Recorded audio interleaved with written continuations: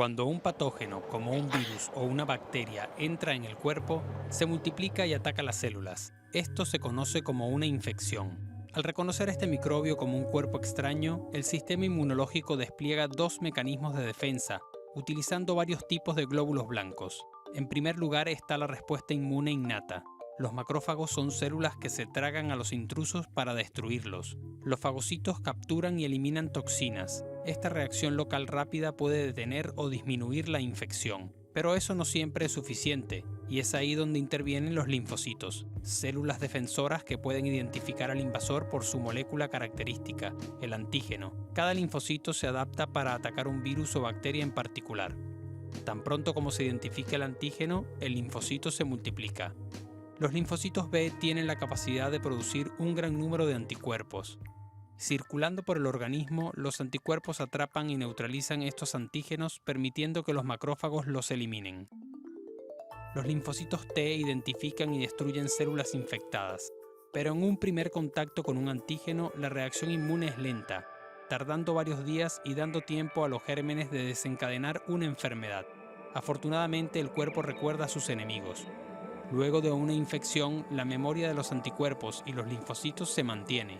Por lo tanto, reaccionan si el mismo patógeno reaparece. Así, la reacción inmune es mucho más rápida y el cuerpo elimina al atacante antes de que la enfermedad se desarrolle.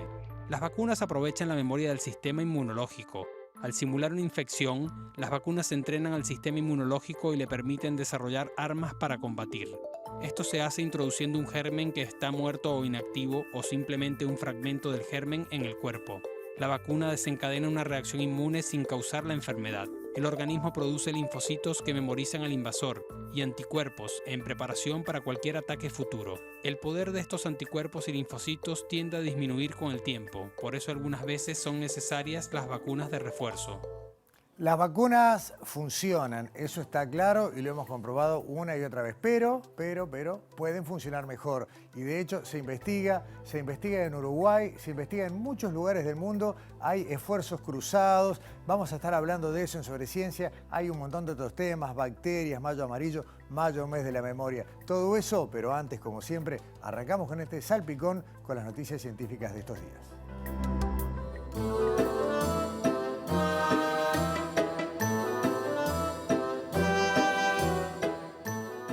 El 5 de junio es el Día Mundial del Ambiente y en la ocasión el Instituto Clemente Estable aprovecha para presentar Ciencia que Siembra. Se trata de un proyecto en el que participan científicos, guardaparques y guardavidas que buscan fomentar el intercambio de información y saberes entre diferentes actores involucrados sobre ciencias ambientales en Uruguay. El objetivo es promover la colaboración interinstitucional y también con la sociedad civil. El miércoles 5 de junio la presentación contará también con una muestra fotográfica del realizador y fotógrafo Marcelo Casacuberta en el Molino de Pérez desde las 18. Las fotos expuestas destacan la fauna y la flora local, el trabajo científico en el laboratorio y en campo y el aporte de guardaparques y guardavidas hacia el cuidado de la naturaleza. También se va a proyectar un audiovisual que registra las acciones del proyecto. La exhibición se va a acompañar con charlas e instancias interactivas a cargo de Casacuberta y científicas y científicos. La muestra va a permanecer abierta al público en general durante todo el mes de junio en el Molino de Pérez.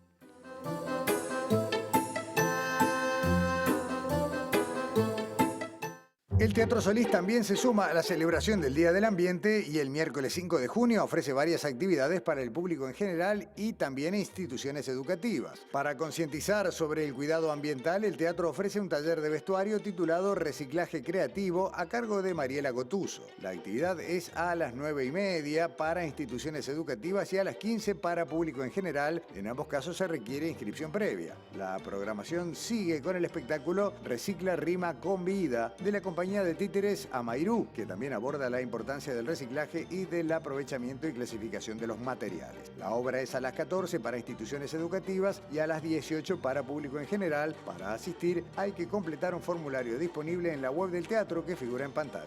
Además de esas actividades, en el Hall del Solís habrá una exposición de vestuario sustentable a cargo de la Escuela Multidisciplinaria de Arte Dramático. La Facultad de Psicología convoca a personas que quieran participar de manera voluntaria en un estudio que busca investigar causas que inciden en la salud mental de la adultez. El trabajo busca comprender la relación entre el entorno durante nuestra infancia y la salud mental. En concreto, investiga elementos, eventos y características de los vínculos durante la infancia y su influencia en la salud mental de jóvenes adultos. Se espera que este estudio contribuya a comprender las causas de la crisis de salud mental en nuestro país y a generar estrategias de intervención para jóvenes adultos. Para participar del estudio es necesario completar una encuesta anónima en un formulario disponible en la página web de Facultad de Psicología que figura en pantalla. Del 31 de mayo al 16 de junio se va a desarrollar la 22ª Feria del Libro Infantil y Juvenil de Montevideo en la Intendencia Capitalina, como siempre con entrada libre y gratuita. Además de muchos stands de librerías y editoriales, la feria cuenta con una extensa agenda de actividades que incluyen algunas vinculadas a la ciencia. Por ejemplo, científicos del Instituto Pasteur de Montevideo organizan un taller para niños y niñas donde hablarán sobre virus, bacterias y parásitos y con esa información invitarán a dibujar un microbio imaginario. La actividad será en el espacio taller a las 6 de la tarde del sábado 1 de junio. Luego el domingo 2 a las 15 y a las 17 en el stand de Lo que Leo Santillana se realizará el taller titulado Cuidamos el Planeta, que abordará el ciclo de vida del papel. A partir de la colección Cuidemos el Planeta de Roy Berocay, la ONG Repapel, dedicada al reciclaje de papel, invita a jugar y conocer el ciclo de vida de este material. Toda la programación de la Feria del Libro Infantil está disponible en la página web de la Cámara Uruguaya del Libro que figura en pantalla.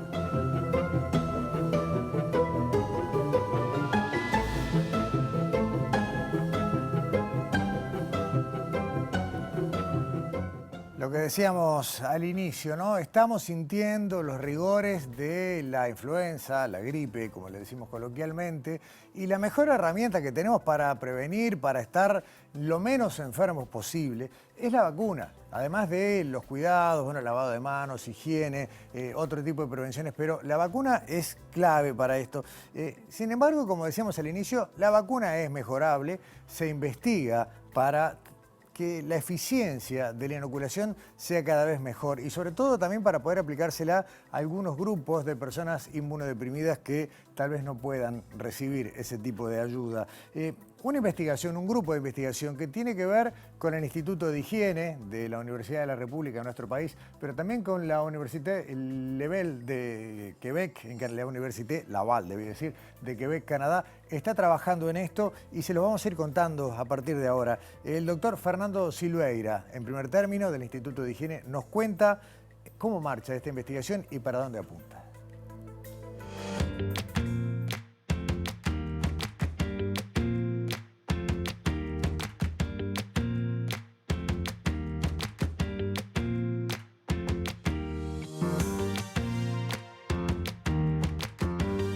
Básicamente una vacuna se formula mezclando antígenos y a veces adyuvantes. No todas las vacunas tienen adyuvantes.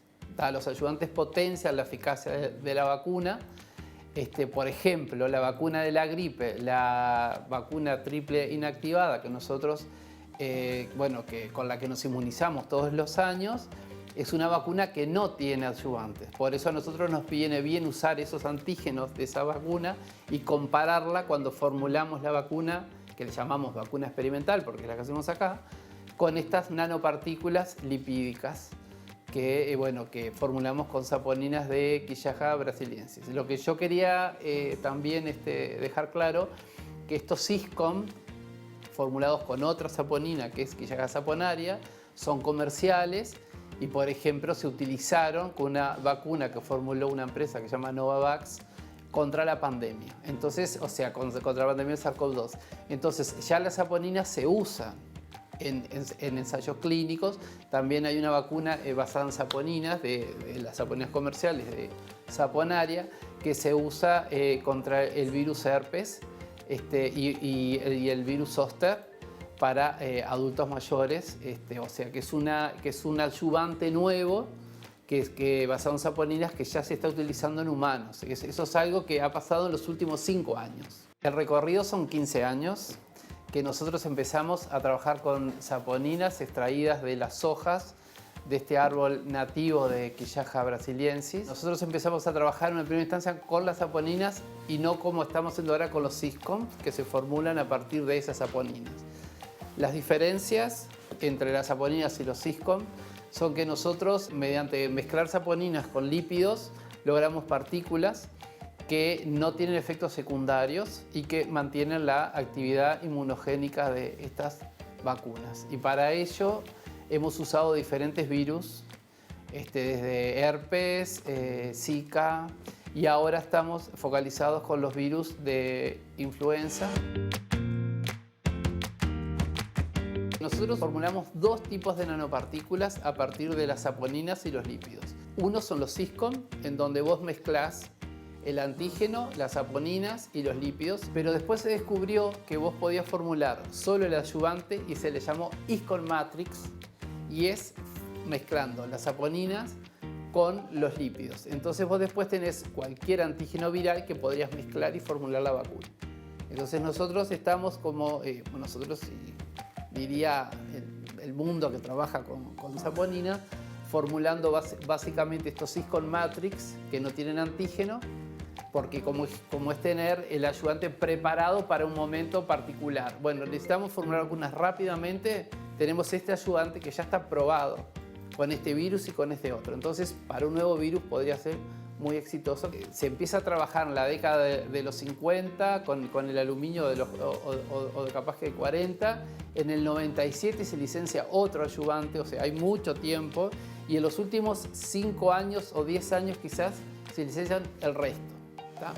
Entonces, ¿qué hacen los ayudantes además de aumentar la eficacia de la vacuna? Pueden polarizar la respuesta inmune. Este ayudante basado en saponinas se caracteriza porque potencia la respuesta inmune y además también lo que hace es polarizar un perfil más citotóxico, que es la capacidad que tiene que tener la vacuna para poder neutralizar virus.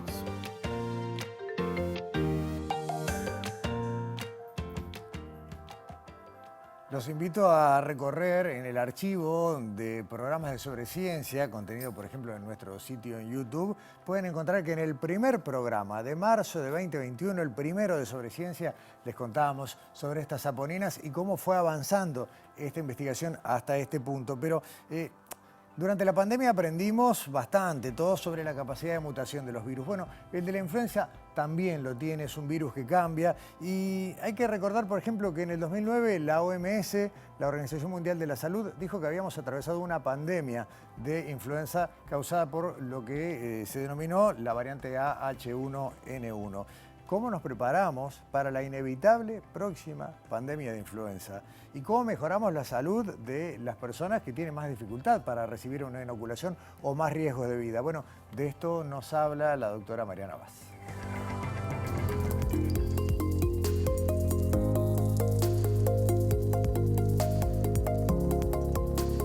En este momento estamos iniciando una nueva línea de investigación aquí en el Instituto de Higiene con Fernando, trabajar con antivirales para, en este caso, por ahora, es el virus de la gripe, el virus de la influenza. Los antivirales y las vacunas, los dos son importantes. Las vacunas van a prevenir la infección, los antivirales van a inactivar el virus una vez que estamos infectados en el momento. Generalmente cuando se produce una pandemia, y pandemias de virus de la gripe han habido 4 en el último siglo y en el principio de este siglo, han habido 3 en el siglo pasado, y una en este siglo, en 2009, y las pandemias normalmente se generan históricamente entre 10 y 40 años. Entonces se piensa que pueden posiblemente surgir otras pandemias, y van a surgir. Lo que tenemos que hacer es estar lo mejor preparados posible. Entonces, en ese sentido, lo que estamos haciendo es tratando de avanzar un poco en cómo tratar a las poblaciones vulnerables. Tenemos las personas inmunosuprimidas, las personas que han sufrido cáncer y se les ha tratado, entonces han quedado inmunosuprimidas, o pueden ser personas obesas, personas asmáticas, embarazadas, etc. Esas poblaciones son difíciles de estudiar en el marco de un estudio clínico. Entonces lo que nosotros estamos tratando de hacer en el laboratorio mío en Canadá, y lo estamos transfiriendo acá, vamos a generar modelos preclínicos para poder avanzar y para poder evaluar antivirales que están en el mercado ya y antivirales que están en vías de desarrollo. Entonces lo que hacemos ahora es, estamos específicamente trabajando en un modelo preclínico que representaría las poblaciones mayores, las personas de 60 años o más, y entonces estamos testeando antivirales y diferentes combinaciones de antivirales para ver la eficacia de esos antivirales en estas poblaciones específicas. Entonces tenemos poblaciones envejecidas y poblaciones envejecidas e inmunosuprimidas. Y entonces comparamos eso con estudios previamente que yo ya he hecho en mi laboratorio en Canadá y que eventualmente se van a poder comparar. Continuamos con nuestras colaboraciones y la idea ahora es de tratar de vincular los dos laboratorios, no solamente nosotros, sino nuestros estudiantes. Entonces, lo que estamos tratando de hacer es formar, ahora estamos formando algunos estudiantes de Fernando aquí, luego Fernando va a ir para el laboratorio mío en Canadá y va eventualmente pasar lo que él conoce de nuevas técnicas, y entonces lo que hacemos es tratar de formar recursos humanos e intercambiarlos. Entonces, eventualmente capaz que estudiantes podrán ir a mi laboratorio de allá y los estudiantes de mi laboratorio de allá podrán venir acá, y eso es una gran colaboración, un gran avance que estamos haciendo ahora, que es más allá de lo que es que nosotros dos hacemos un proyecto y digamos, y lo publicamos después. Es la formación de recursos humanos, que es sumamente importante.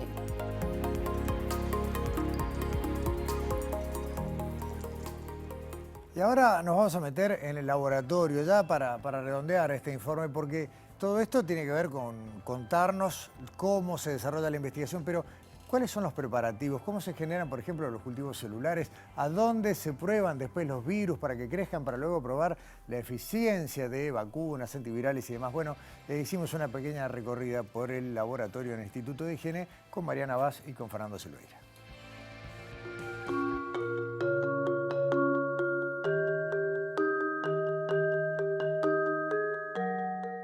Mariana, Fernando, ¿qué es lo que estamos haciendo acá en este laboratorio dentro del Instituto de Higiene? Bueno, lo que nosotros les vamos a mostrar ahora, estamos en una cámara de nivel de bioseguridad 2, estamos cultivando células MDSK para posteriormente que sean infectadas en otro laboratorio con el virus H1N1 que tenemos de modelo en el laboratorio. Cada célula tiene su morfología específica. Nosotros, en este caso, cada virus tiene una susceptibilidad por determinadas células de diferentes organismos. Y entonces, en el caso del virus de la influenza, la célula típica es las células que son aisladas de perros inicialmente, y que nosotros las mantenemos en el laboratorio para luego poder infectarlas con los virus que nosotros estamos trabajando. En este caso es un virus que se ha aislado aquí en Uruguay, en el Ministerio de Salud Pública. Luego el virus va a entrar a la célula, va a hacer su ciclo replicativo, va a salir de la célula, va a alisar la célula, va a infectar a otras células, y así sucesivamente hasta que tenemos un título de virus que es apto para que nosotros podamos hacer otros experimentos que siguen luego. Repasando lo que vimos, se toman células, se aumenta, crece esa colonia, y mientras tanto, por otro lado, está creciendo la colonia de virus, o el virus va a crecer adentro de la célula. Adentro de esa célula. Nosotros esa botellita que tiene células la vamos a infectar con una cierta cantidad de virus y vamos a dejarlos 3, 4 días, 5 días a que el virus se replique, y al final, en 5 días, vamos a tener un stock de virus que vamos a utilizar para las otras experiencias. Perfecto. No nos olvidemos que los virus son patógenos intracelulares, y por lo tanto ellos van a replicarse adentro de la célula. Por eso le tenemos que dar ese ambiente para que se pueda replicar. Una vez que nosotros pasamos las células crecen en monocapa, y lo que solemos hacer es ver ese crecimiento, lo tenemos que ver al microscopio, ¿tá? Y una vez en el microscopio, lo que nosotros vemos es el crecimiento, qué nivel de confluencia tiene, porque las células cubren toda la parte del plástico, se adhieren al plástico porque son células adherentes que tienen que tener cierto crecimiento, tienen que estar expandidas, como decía Mariana hoy, para poderlas infectar. Luego que infecta esa célula, que entra por su receptor, la célula va a tener tantos virus que se va a alisar, se va a romper, ¿tá? Eso va a generar la salida de los virus, y eso también es lo que nosotros vemos en esta monocapa que vamos a ver como lugares vacíos, porque rompe tantas células que la monocapa se rompe. Entonces ahí es cuando nosotros pasamos a otro nivel, que es la titulación del virus, que es otra etapa que nosotros decimos, bueno, hay tantas partículas por mililitro de virus. Y ahí es cuando definimos cuánto usamos para los siguientes ensayos preclínicos que podamos hacer. A ver, Mariana, ¿te parece que están confluentes como para...? Sí, están confluentes. Entonces, una vez que están confluentes, pasamos al otro laboratorio y ahí las infectamos con el virus que nos interesa infectar. Y ahí vemos otro tipo de cosas. En este momento tenemos una monocapa bien homogénea, el virus va a infectar, va a reproducirse, va a alisar la célula, va a expandir, esos virus van a infectar otras células y así sucesivamente hasta que al final no tenemos más células y ahí el virus está pronto para ser recolectado, guardado en el -80 y lo podemos utilizar cuando nosotros queramos. ¿Guardado en? En un freezer de -80.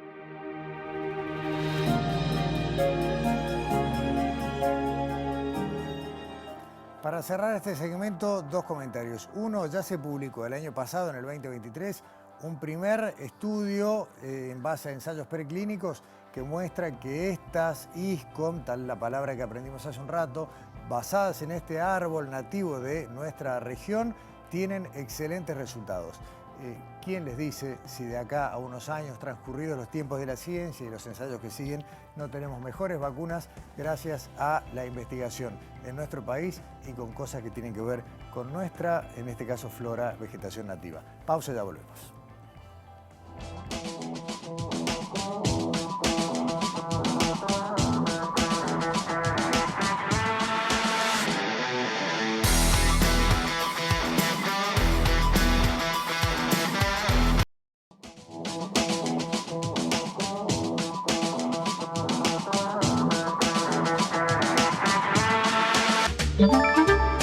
Presenta FENAPES. Hagamos un trato por la educación pública. Arrancamos hablando de virus, de vacunas. Ahora vamos a hablar de bacterias, pero desde un lugar un poquito diferente. Vamos a compartir un informe que preparó Alexandra Perrone sobre microbiología y los microorganismos que nos rodean y que habitan los mismos lugares que nosotros.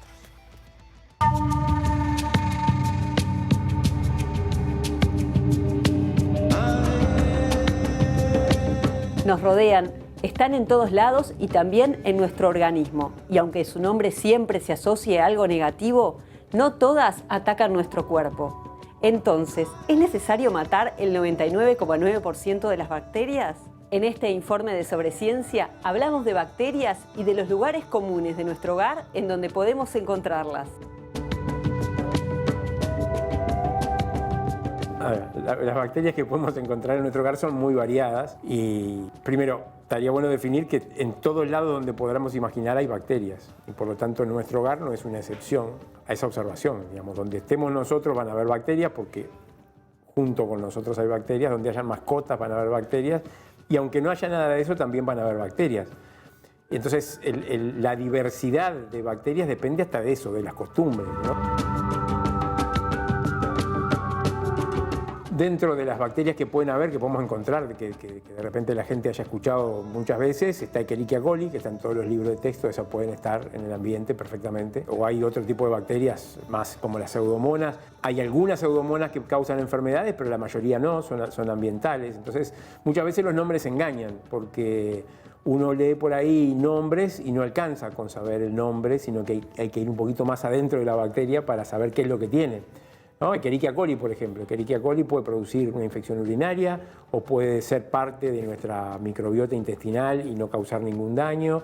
Entonces, no alcanza con decir Escherichia coli, hay que estudiarlo un poquito más. Entonces, el nombre de las bacterias, cuáles están, es enorme la diversidad, son millones de bacterias. Fíjate que somos la mitad de nuestras células, son bacterias y la otra mitad somos nosotros.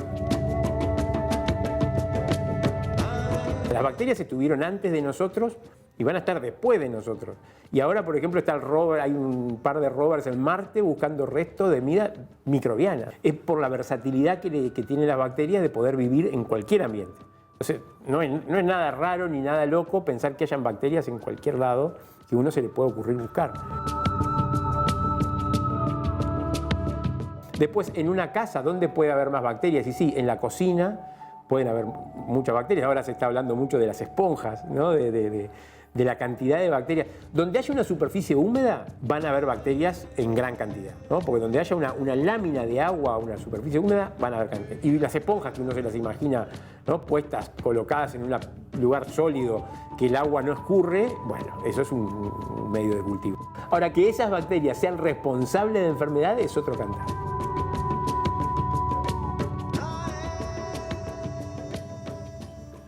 Bueno, seguimos hablando de bacterias, compartimos otro tramo de este informe en el cual Rafael Viñoli da algunos consejos sobre cómo disminuir la carga de bacterias en algunos sitios de nuestro hogar, sobre todo fundamentalmente en el baño, y también nos cuenta cómo reaccionan estos microorganismos a algunas sustancias como por ejemplo el jabón, el alcohol y otro tipo de desinfectantes.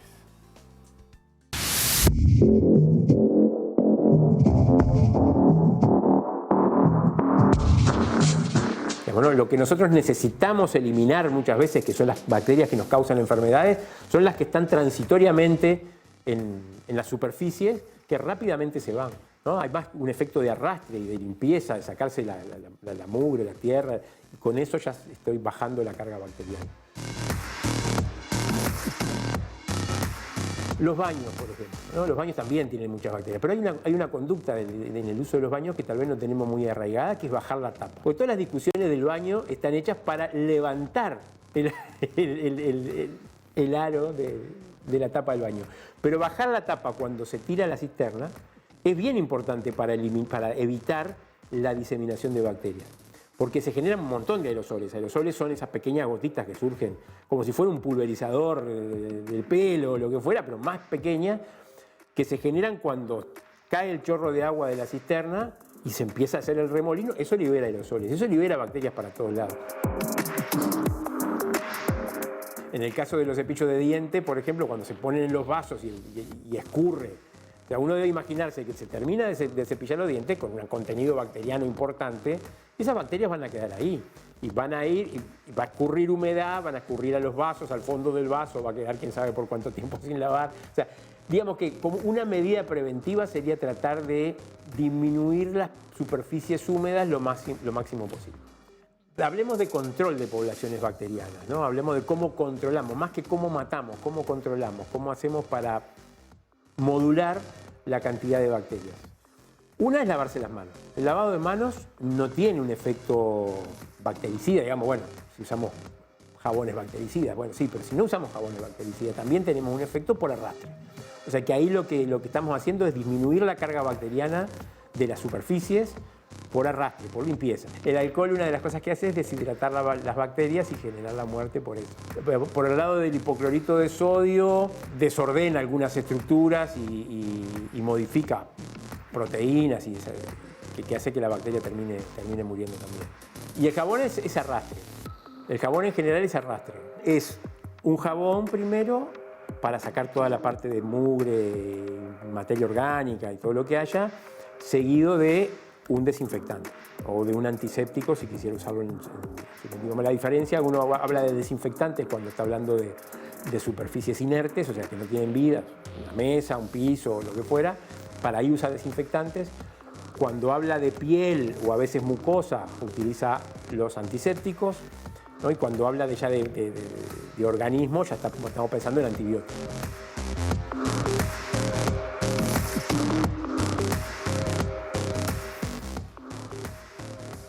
Un montón de información muy valiosa, pero en la última parte de este informe que preparó Alexandra Perrone, el doctor Rafael Viñoli, nos va a contar en qué condiciones se multiplican las bacterias y cada cuánto tiempo.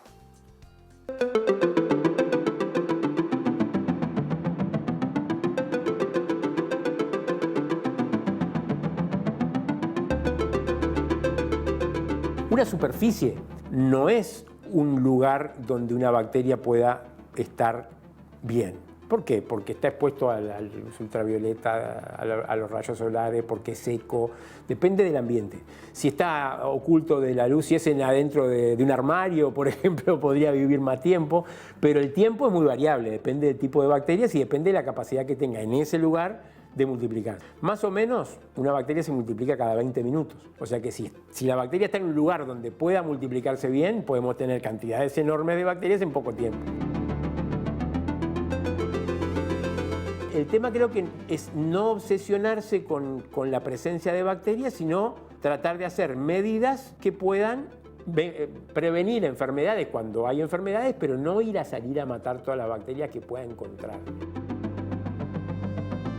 Yo creo que, por ejemplo, bajar la tapa es una buena medida, limpiar bien los alimentos, asegurarse que estén bien, cocinarlos bien, tener una buena, llamémosle, política de tablas, de manera de no volver a poner en la tabla lo mismo donde pusiste los alimentos crudos y sin limpiar, porque ahí pueden quedar microorganismos. Esas son conductas razonables y sanas para poder prevenir infecciones.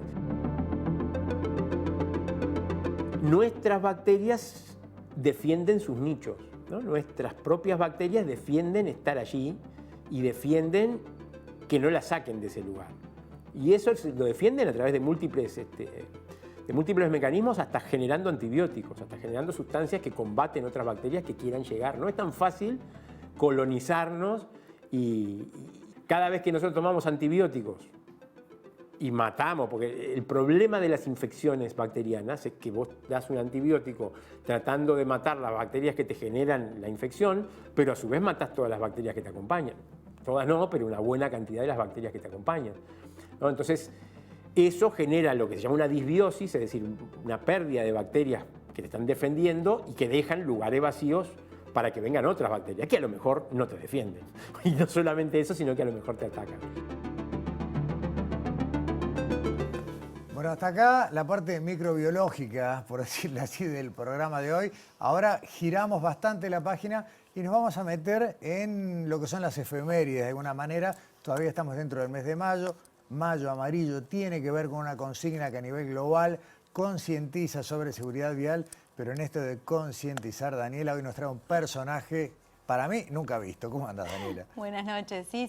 Vamos a hablar, ahora pasamos de lo microbiológico al anatómico, Ahí de algún está, modo. perfecto. ¿No? Y vamos a hablar, como decís, no queríamos dejar que termine mayo sin hablar de otro de los temas del mes, que es mayo amarillo, es la seguridad vial, la importancia de prevenir accidentes de tránsito. ¿Y por qué? Bueno, porque es la principal causa de muerte en los más jóvenes, entre las personas de 15 y 29 años. La Organización Mundial de la Salud determinó que esa es la primera causa de muerte en esa población. Entonces, bueno, para prevenir esos accidentes, surgieron muchas estrategias en el marco de Mayo Amarillo, ¿no? Obviamente las estrategias de prevención, las estrategias de uso de herramientas de seguridad, pero hay una bien interesante que... ¿Qué es lo que pasa, Daniela? Las estrategias, como vos decís, surgen una tras otra, pero los números muestran alguna variación, pero da la impresión de que ninguna hace efecto. Entonces, vamos a lo extremo. Y siempre hay estrategias innovadoras que pueden ser útiles en algunas poblaciones. En este caso, es un desarrollo que hicieron expertos australianos, que lo que buscaron fue crear una criatura inmune a los accidentes de tránsito, de algún modo. Sobre la base de conceptos, y acá viene la ciencia, sobre la base de conceptos biológicos y anatómicos. Y para hablar de eso, porque queremos conocer más a esta criatura que se llama, hasta tiene nombre, no voy a spoilear, vamos a conocerlo ahora. Hablamos con Matías Silva, que es gerente de capacitación de la Fundación Gonzalo Rodríguez, que por supuesto se dedica a la promoción de la seguridad en el tránsito. Y esto es lo que nos contó de esta criatura imaginaria.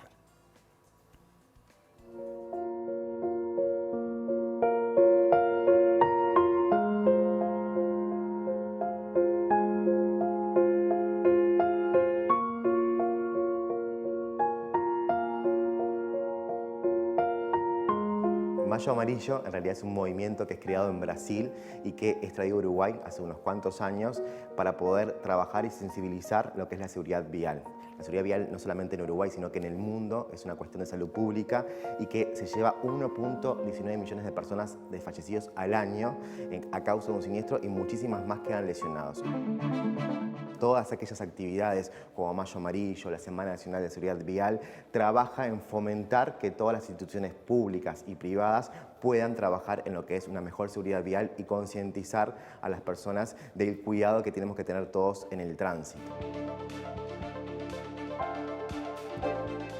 Hay diferentes estrategias en la seguridad vial para poder trabajarla y realmente tener resultados. Una de ellas es la implementación de los sistemas seguros. Es el nuevo paradigma de la seguridad vial, el cual plantea dos casos fundamentales a diferencia de la antigua concepción de la seguridad vial. Primero, que el error humano va a existir. Vamos a activarnos una señal de tránsito, vamos a dormirnos al conducir, vamos a tomar alcohol y conducir. Entonces, bueno, lo que predice el sistema es que en realidad, si el error humano va a existir, preparemos el sistema para que si existe el siniestro, realmente no lamentemos la vida o lesiones graves a causa del mismo. Y lo otro que plantea este sistema es que el ser humano resiste cierta carga energética al momento de un siniestro y bueno, entender que tenemos que trabajar en varios pilares, que son 4 los fundamentales: infraestructura, velocidad, usuarios más seguros y lo que tiene que ver la atención post-siniestro, para poder realmente bajar los números en materia de lesionados graves y fallecidos.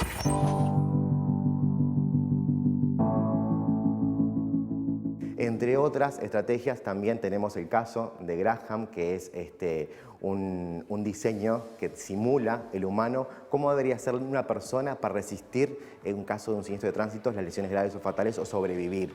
Es creado por una artista australiana apoyada por un traumatólogo y un ingeniero civil especializado en seguridad vial, en donde crean a Graham, que simula el ser humano y cómo deberían ser las partes del cuerpo para realmente sobrevivir.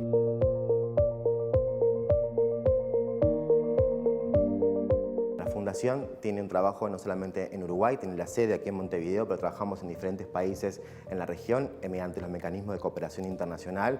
Trabajamos con los gobiernos en implementación de políticas públicas, en capacitación, en formación a docentes, a policías de tránsito, y utilizamos muchas veces a Graham para dar a entender todo lo que tiene que ver con política pública del cuidado.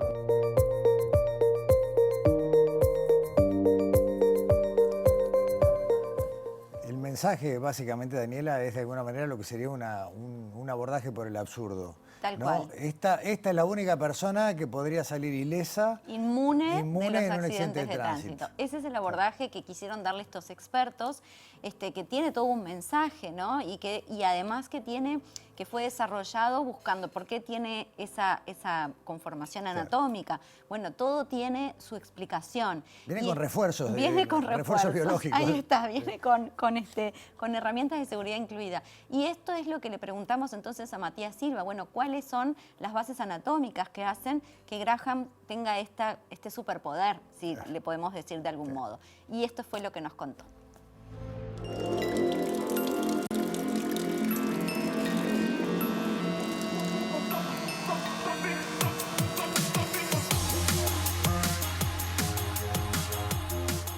El hombre Graham tiene diferentes características que hace que si tenemos un siniestro, realmente las lesiones sean mucho menores en el cuerpo. Cuando tenemos un siniestro y la velocidad es un factor fundamental, por ejemplo, vamos a 100 km por hora, tenemos una desaceleración muy fuerte y eso hace que el impacto en el cerebro o en las partes de los órganos internos tengan lesiones. Para eso, por ejemplo, el cerebro tiene una capacidad mucho más amplia, un líquido mucho más espeso, la parte del cráneo es más gruesa para que esa desaceleración o golpes que ocurran en la parte craneana tenga una mejor absorción y las lesiones sean menores.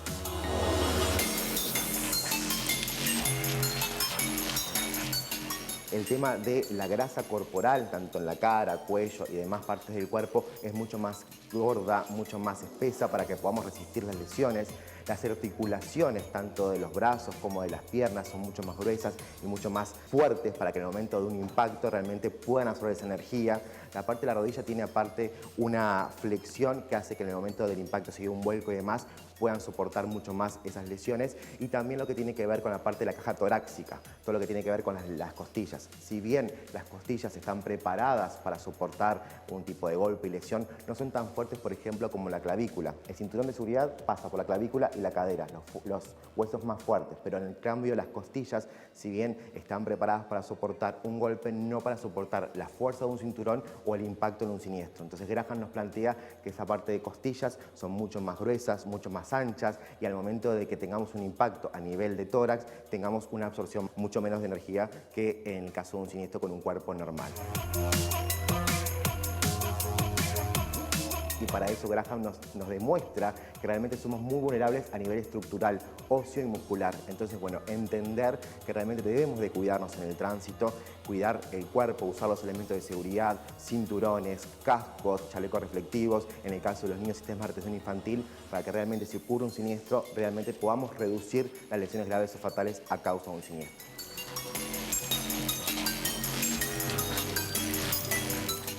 Feo pero seguro. Ahí está. Bueno, sí, ya que conocimos a Graham y vimos todo lo que tiene reforzado en su organismo, el mensaje es bien claro. Primero nos recuerda la fragilidad de nuestro organismo normal, porque no hay nadie que tenga estas características. Y después como no tenés estas características, tenés que ser prudente en el tránsito, usar los elementos de seguridad recomendados y manejar con cuidado. No hay, es como tú decís, bien por el absurdo. Exacto, ¿no? pero está muy bien. ¿Y hay alguna actividad, Daniela, que quieras recomendar? Sí, a lo largo del mes hubo muchas actividades, pero justamente en el entorno de estos días, ya terminó mayo, pero el 5 de junio la Intendencia ofrece en la terminal de Colón y por reserva un chequeo voluntario, ¿no? Para la gente que quiera ir a hacer un chequeo de los sistemas de retención infantil de sus autos.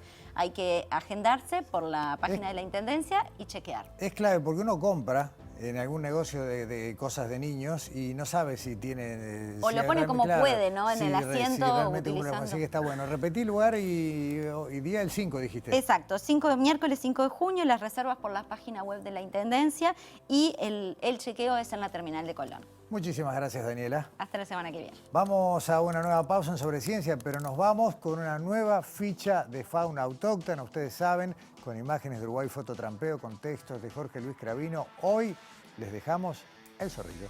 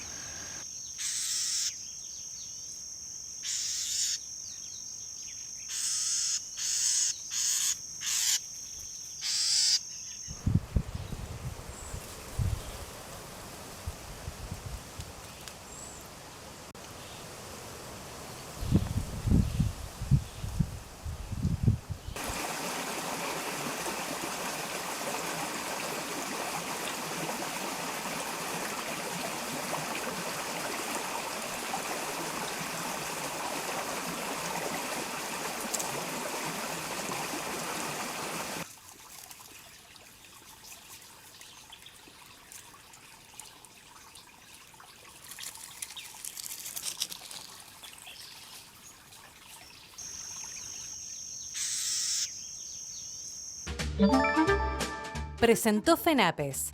Hagamos un trato por la educación pública.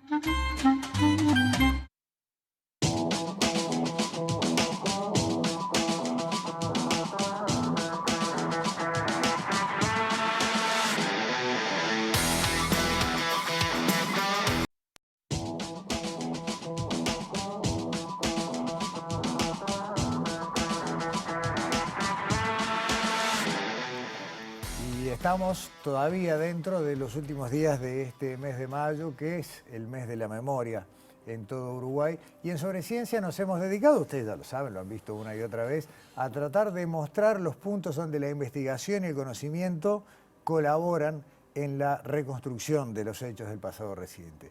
Y hay una gran parte de lo que pasó en los años de la dictadura que está registrada en papel. Hay mucha información que está registrada. El asunto es acceder a esa información, procesarla, decodificarla y recodificarla para que a través de bases de datos pueda servir para avanzar en las reconstrucciones. Y dentro de eso hay mucha gente que trabaja en este tipo de campos de conocimiento que está haciendo su aporte. Hablamos muchas veces del proyecto Cruzar como un gran abanico en el que se cumplen todas estas tareas de reconstrucción de archivos, recopilación y nuevo catálogo.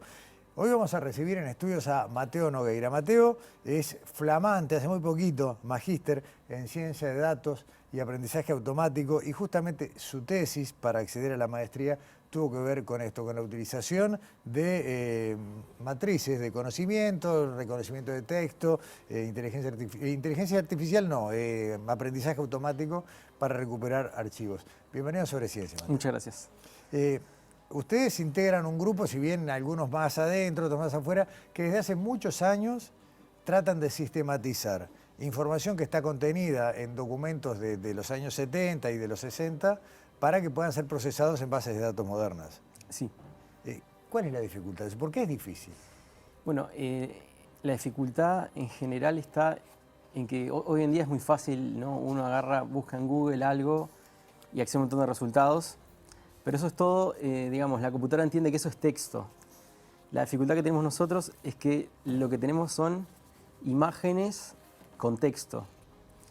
Y si bien hubo muchos avances recientemente en esa área que se puede clasificarse dentro del área de visión por computadora, tenemos otros problemas también en nuestras imágenes fuente que tienen una calidad muy variada de calidad, distintas tipografías, a veces incluso hay texto escrito a mano, que eso es un problema bastante complejo incluso para los últimos sistemas de reconocimiento. De reconocimiento, claro. Exacto.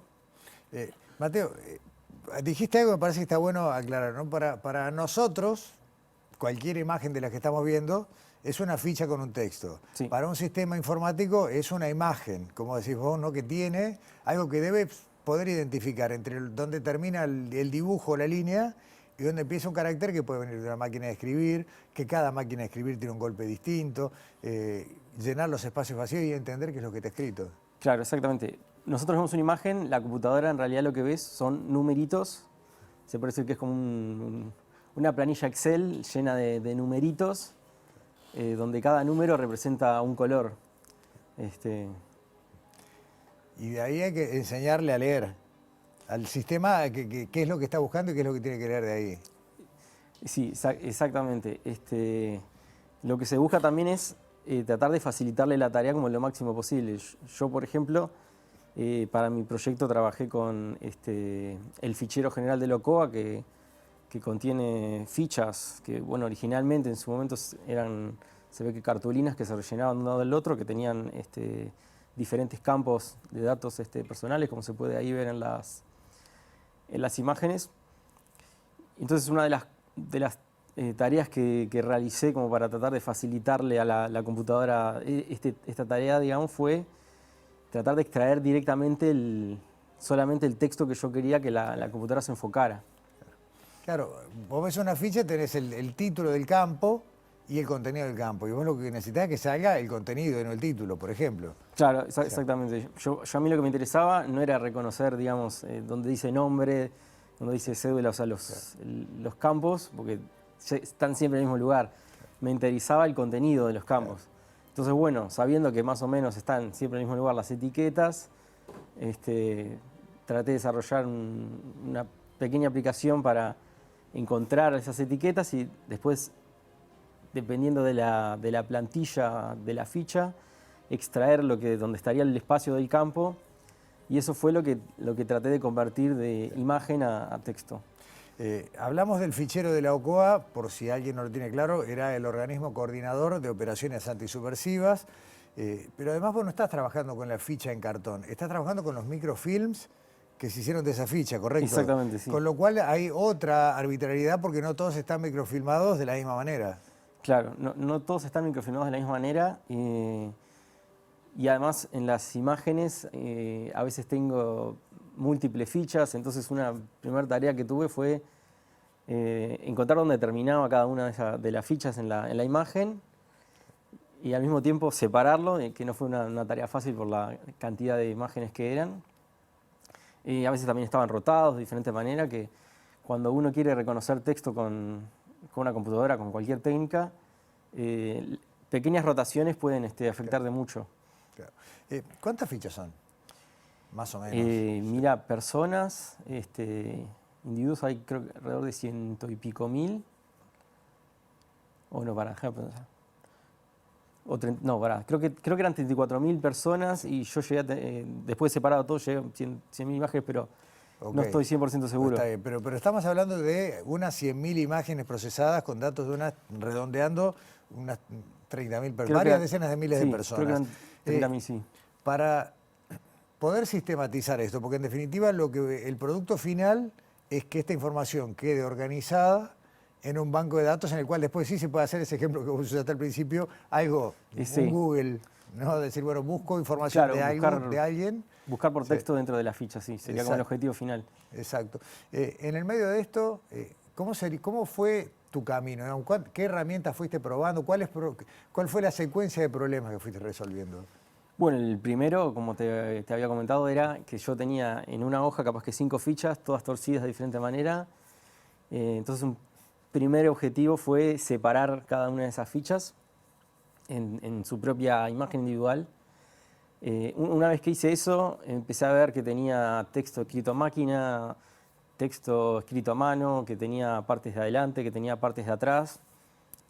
Y bueno, ahí dije, lo que más me sirve es enfocarme capaz que en las partes de adelante, de forma que si alguien busca a alguien por nombre, pueda llegar a esa ficha y ver si quiere la parte de atrás, que era en general más texto como libre y más complicado de tratar. Y bueno, ahí empecé a ver que las fichas tenían los campos en común y fue que se nos ocurrió con mis tutores el tema de tratar de detectar eso y fue una idea que funcionó y de ahí lo que hicimos fue extraer los diferentes campos y ahí empezar a probar técnicas de... llegado a este punto que tenía era imágenes con texto. Y lo que hice fue probar diferentes herramientas para convertir imágenes a texto. Ya en este punto eran líneas, solo líneas. Claro. Nombraste a tus tutores, ¿quiénes eran? Mis tutores fueron Gregory Randall y Lorena Echeverry. Excelente. ¿Se cumplió? ¿En qué estado está el proceso? Hablaste de 100.000 documentos, ¿pudieron procesarlos a todos? A ver, tu trabajo era presentar una tesis. Sí. Pero en el marco de esa tesis, en definitiva, estaban los documentos. ¿Se están procesando? ¿Los procesaron? O sea, yo los procesé todos, digamos, extraje todo lo que pude del texto de todos, tengo las métricas de performance, que ahora, si me preguntás, no me acuerdo. No importa, pero pudiste, al mismo tiempo que elaboras una tesis que digo, se me hizo entretenida de leer en el sentido de ese periplo, de cómo prueba, ensayo, error, hasta llegar a un resultado. Sí, yo tengo entendido que la idea ahora es lo que yo hice, tratar de disponibilizarlo de cierta manera en el repositorio Luis Acuesta que está funcionando, donde era la Facultad de Veterinaria. Exacto, está bien. O sea que esa información queda en definitiva disponible. Y en algún momento va a quedar disponible, sí, para que cualquiera pueda ir y buscar si quiere. Hasta acá, tesis de maestría. ¿Vas a seguir trabajando en este tipo de problemas, buscando soluciones para estas situaciones? No sé, no me lo he planteado. A ver, está fresquita, con la tinta fresca, ¿no? La maestría. O sea, por ahora no, pero digo, no lo descarto en el futuro. Porque además, esto que mencionaste, de que era el fichero de la OCOA, que tiene solo 30 y poco mil fichas aproximadamente, es uno de los más pequeños de los que hay, que tenemos acceso en el archivo Berruti es inmenso, sí, exacto. Entonces, todo esto que yo probé podría probarse si funciona para alguno de los otros ficheros, que son mucho más grandes. con sus otros problemas y un montón de cosas más. A seguir usando el conocimiento y la investigación, Mateo, para reconstruir como un rompecabezas muy grande, ficha a ficha, lo que está escrito y lo que se puede encontrar del pasado reciente. No es poca cosa. Mateo, muchas gracias por venir a Sobre Ciencia. Gracias a ustedes. Como a nuestros invitados, un presente de Ística Objetos por acompañarnos, la taza de Sobre Ciencia. Así que muchas gracias. Muchas gracias. Hasta pronto. Cerramos nuestro programa de hoy y los esperamos acá en TV Ciudad la semana que viene.